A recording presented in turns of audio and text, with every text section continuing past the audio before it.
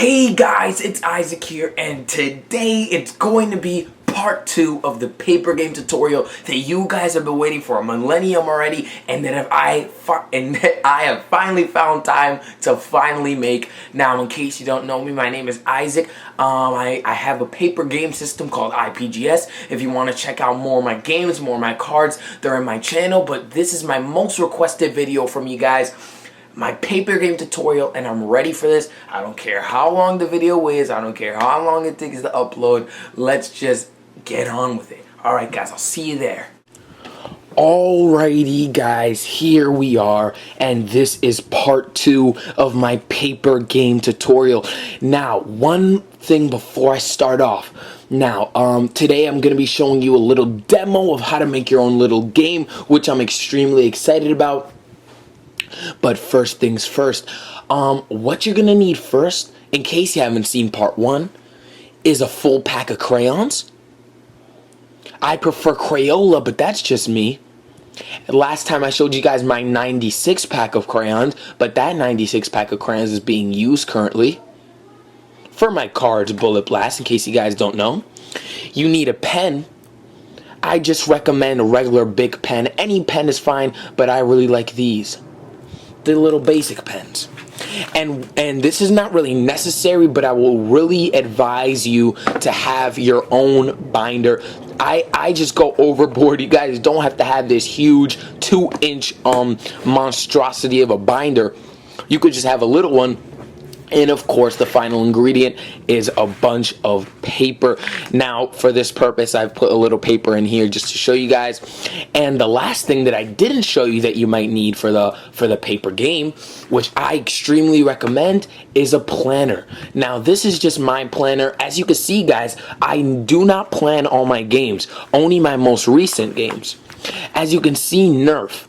I was very proud of how my Nerf multiplayer experience came to be. I was proud of all that I've done with it. I showed a couple of my friends, a couple of my family members. They all were pretty much really into what I did with Nerf's multiplayer, and it wouldn't have been possible without a little planner page. Now, as you can see, I have Nerf the Game's ideas. I never showed you guys something like this. This is behind the scenes of one of my games, Nerf. I plan out what I want my cover to be. As you can see, this is what I wanted my cover to be for Nerf. But if you guys remember watching that overview, this is not what it ended up being. I plan out what game modes I'm going to have in it. And I plan out what the option screen is going to look like. I plan out what the multiplayer screen is going to look like. And as you can see, it's just gigantic. I plan out all the perks. You see I'm Xing stuff out. I'm fixing things. I plan out how the map is going to look. Like, as you can see, one of the maps for Nerf is Lighthouse. And then I put here, it's going to be a dark map. It's going to have 2 roads leading to the Lighthouse area. And I'm just planning everything out here.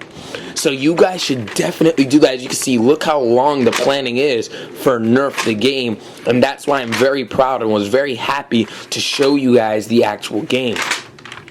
So that's the first thing I recommend. A nice little planner. I just started that very recently, but I'm very mad I didn't do it with my before games because they probably would have been a lot better. But yeah. So guys, let's get started. So the first thing you're gonna want to do is you're gonna want to draw some inspiration. Now, if you're going to want to make a first-person shooter, if you're going to want to make an adventure game, fighting, racing, whatever you want to make on a paper platform, what you're going to want to do is research that type of game. Now, what do I mean? When I want to make an adventure game, I research all the adventure games I could ever think of, and I just plant them into my mind. By doing this, I'm getting ideas from these other games. I'm getting inspired. I'm seeing how they made it. And you want to see behind the scenes of these games that you like.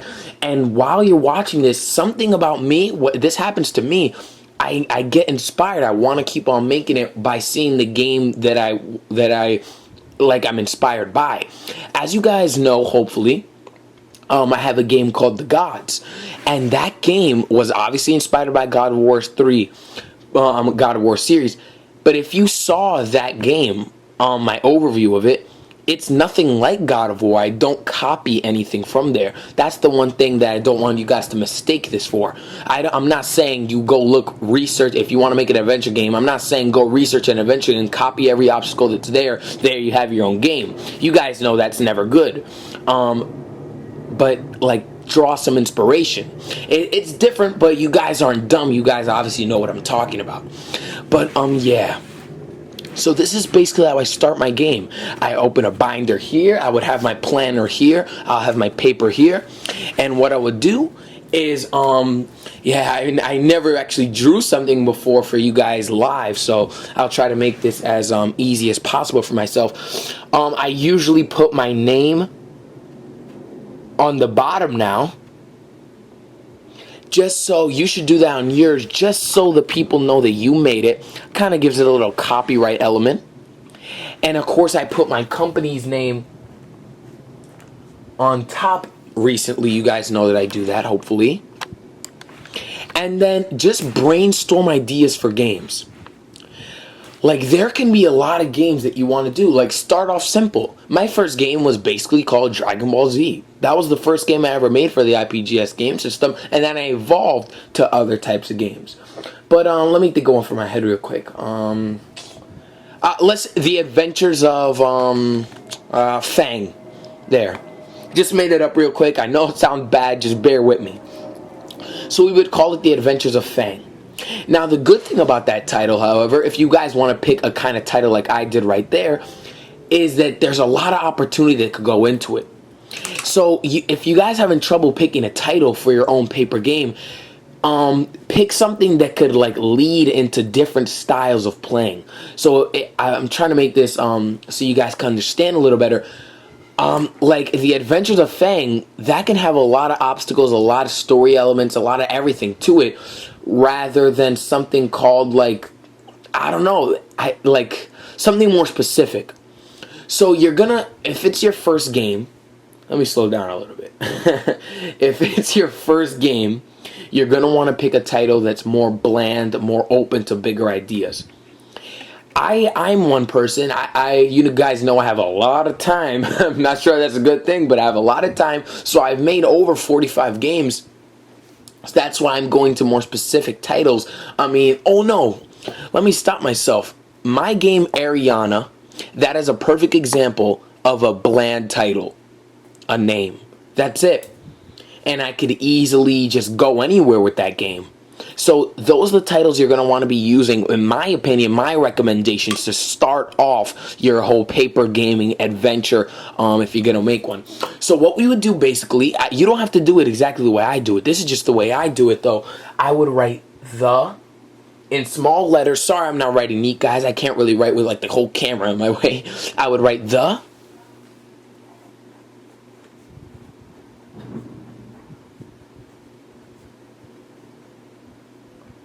The Adventures of, I'll write that real kind of small. You guys see that so far? This is how it will look. You guys know I don't really write like that on the titles of my games. I'm just doing this for demonstrational purposes. If you guys haven't seen any of my overviews of my games, you could go check that out on my channel. I'm just giving you a brief kind of demo. You guys know I would never really do this type of thing, hopefully. And then big, I would put some type of weird way to write Fang. I would never write Fang like that. I will write it some type of cool. I'll look for Microsoft Word for word art, giving you guys little tips there. If you want to write The Adventures of Fang really cool, really draw the attention to anybody who you're asking to play your game, you would make it kind of cool looking. You wouldn't make it as bland as I just made it now for demonstrational purposes. And then what I would do is over here, I'm just drawing a circle to show you guys the space I would do it. In this circle, I would draw a picture. I would draw a picture in this circle just to make it so it's much more good looking and much more appealing. As you guys know, hopefully, my old games, I will never ever draw anything. I would just, my first game, Dragon Ball Z, if you guys want to check out that overview, I literally just wrote Dragon Ball Z and with nothing else at all, and I really kind of regret that, but I'm not going to change it now. It was my first game in 2008, but yeah. So what I will do now that I'm 14 years old, a little older than when I started, is I'll basically take my Crayolas, open them up. As you can see, they're very used, very old crayons. I use them for a lot of my games. you take whatever color you want and you just kind of color in the cover to make it look all fine and dandy. But if you guys want to see an example of one of my covers, just go check out my overviews. I show you a couple of them. But yeah, so this will be your first page, and now you would just turn the page. This is why I recommend the binder. You would turn the page and you'll have the next blank page. Now, what I extremely recommend doing on this blank page is just simply doing a new game load game page. And the simple reason why I recommend doing a new game load game page is because in case you're planning on making a long game and whoever's playing your game doesn't quite finish it, you could just send them to this page. Like, I used to make this page. I used to be very kind of bad. I used to make this page and go like, oh yes, let me waste time. Let me kind of make this page. It's a page waster, you know, a little page. It's not really real. New game, load game isn't really real. I'll just waste a page. But now that I got a little older, I realized when my games evolve, they just get bigger. So this is a kind of necessary page, and I don't use it as a page waster now. I use it as a necessary item to make in your paper game.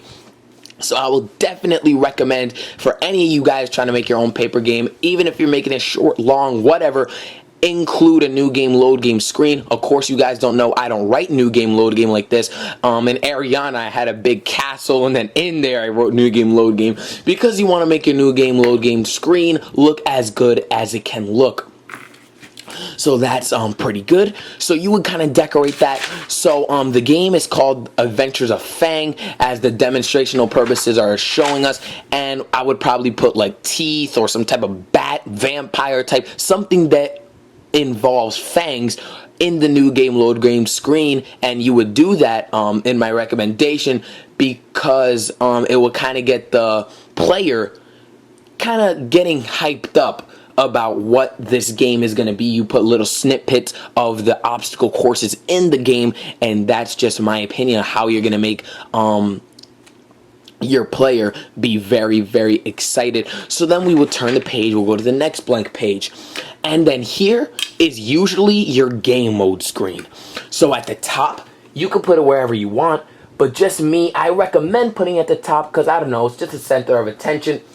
I don't know, I like putting my game mode screen at the top. Now, of course, you guys know I do not write my game mode selection screen like that. I try to make it a little more fancy, a little more fun to look at in my most recent games, but of course, I'm not going to try to make it look fancy. This is just a demonstrational purpose video.